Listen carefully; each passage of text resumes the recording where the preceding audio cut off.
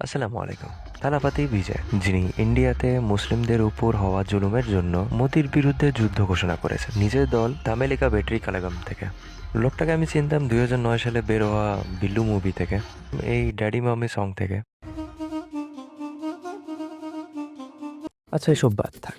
17 বছর আগে তিনি মাক্কালিয়াকাম অর্গানাইজেশন তৈরি করেন, যেটার মাধ্যমে গরিব বাচ্চাদের জন্য এডুকেশন, চেন্নাই, কেরালা সহ অনেক জায়গার জন্য flood relief, blood donation camps এবং গরিবদের খাবার প্রদান করে আসছে। He has always stood for unity beyond religion.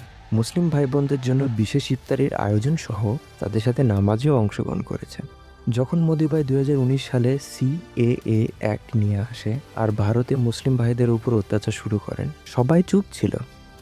But Vijay এগারো মোদিরে একদম ধুয়ে দিয়েছে। এখন যদি আপনি একজন ডক্টরেটের কাছে চায়ওয়ালাকে আনেন, তাহলে কি আর বলা যায়।